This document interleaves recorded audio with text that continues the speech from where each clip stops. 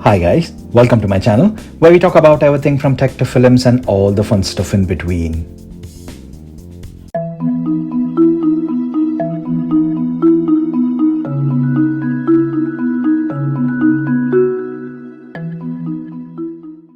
Okay, so what a year 2020 was.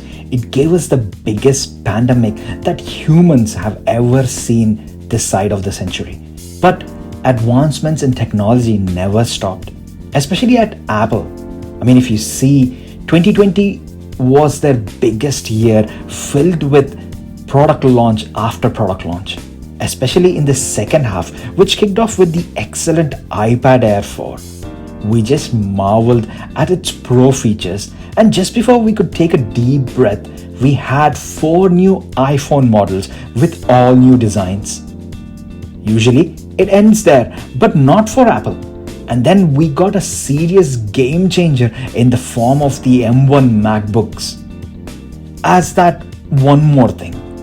And before we finished raving about how amazing it was, we got a one more thing with the Airpods Max.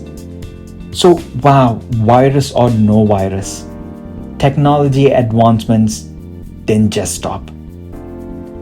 And 2021 just began, again very badly actually in the UK, but we are already up to our necks with rumors about future product launches. Especially from Apple, we have the new rumored 14 and 16-inch M1 MacBook Pros, then there is the iPad mini, then iPhone 13s, and my personal favorite, the iPad Pro 2021. See, the iPad Pro 2020 for me is the best iPad I've ever owned. And I use it extensively for all my YouTube work and for all my social and leisure activities. Once I'm done with my office work, I seldom turn my laptop on at all, and I don't see the need for it as the iPad Pro with the Apple Pencil Gen 2 is that good. Now the Pro lineup is always the top tier of Apple iPads, and they do get insanely fast processors which include additional RAM and extra CPU and GPU cores compared to all the other A-class processors present in the other iPads and iOS devices. But Apple did something totally unexpected last year by launching the iPad Air 4 just few months after the iPad Pro 2020 was launched. So just in that couple of months since the iPad Pro launched, they added an insane 5nm chipset in the iPad Air 4 in the form of A14 Bionic processor. And because of the way it is engineered, it totally beat the iPad Pro in pretty much every speed test and comparison point. Now, Apple cannot have this for long. They can't make their own top-of-the-line product look bad when compared with their own mid-tier product. So that's why, more than ever, I strongly think that we will get a new iPad Pro this year, and in March to be precise. And based on all the leaks which we are already seeing, this could be a reality very soon. So let me sum up everything that has leaked until now about the upcoming iPad Pro 2021. First, the blue color.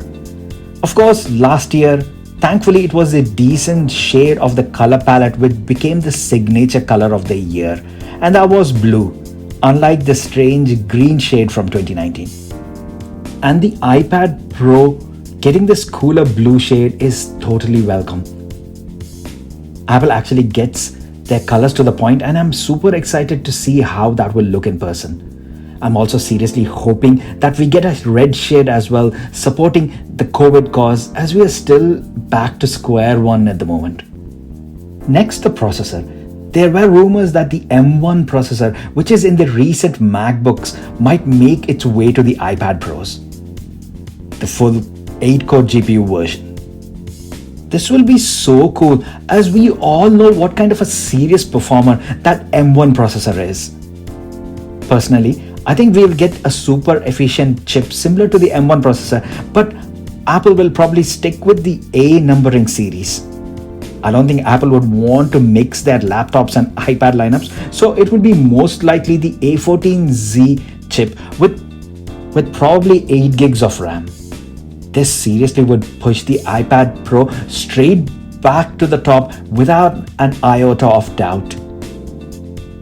The next is the biggest talked about point. We've been hearing this for the past year, and it is the micro LED displays. See, all iPads still use the standard LED displays, even though the iPhone models have switched to OLEDs. Now, the iPad screens look amazing thanks to the brilliant color calibration by Apple, but LED is still an older technology, and OLED does provide more color accuracy and efficiency. But OLEDs are expensive to manufacture for bigger devices, which means adding that to the iPads might increase the cost. So that's where the new micro LED technology comes into picture.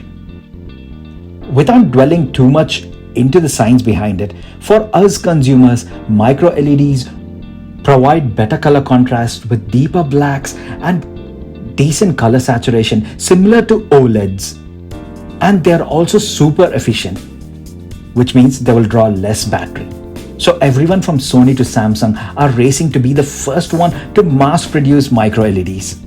Let's see if Apple gets there first. And if they do, then we could be seeing some amazing battery claims for the new iPad Pro.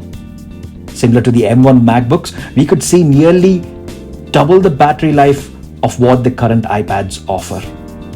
That would be seriously insane. Next is another interesting leak which suggests that there might be another connector added to the iPad this time, and it will be MagSafe. You know, the same strong magnet clicky thing from the iPhone 12 series. The iPad Pro already has the USB Type-C port along with 2 magnetic connectors, one for the Apple Pencil on the side and the other for the smart keyboard at the back. Not sure if adding a third one would be ideal, but this definitely is an interesting topic, and I'll keep my eyes peeled for further leaks on this. Next is 5G. So yes, we will get the 5G connectivity option for all those interested in buying the cellular version of the iPad Pro. And then about authentication. Given the current COVID situation, we might be seeing dual authentication options on Apple devices which only have the Face ID systems. And the iPad Pro 2020 might be the first one to kickstart this trend on Apple products. So we might see both Face ID as well as power button Touch ID authentication methods on the new iPad Pros. And then rest all of them are going to stay similar. Same design, same sizes at 11-inch and 12.9 inches, and same dual lens camera setup with LiDAR scanner at the back. I'm seriously hoping that Apple does include the power cable and the charger in the iPads, and we get a decent 20 watts or probably even more than 20 watts, because the iPad Air 4 already comes with a 20 watt fast charger in the box. So based on all this, the main things which iPad Pro 2020 is going to bring to the table are power and efficiency. Same as what Apple did with the M1 MacBook Air and the MacBook Pro. The design and the form factor didn't change much for them, but the efficiency and the battery life went through the roof. And I think those points are strong enough to push the iPad Pros back to that #1 spot. It will secure its position once again for pro users who need insane graphical capabilities along with super accurate colors and an amazing battery life. But no matter what it is, I'll definitely get the new iPad Pro when it launches and will put it through its paces here on my channel. So a humble request, guys, please do subscribe and support my channel. Looking at the analytics, the ratio of subscribed to non-subscribed viewers is really insane. So please show your support and hit that subscribe button, guys. It will immensely help a new YouTuber like me, and I promise that I will not inundate your subscription channel with irrelevant content. So that's all for now. Thanks a lot once again, guys, and I'll see you in my next video. Bye for now.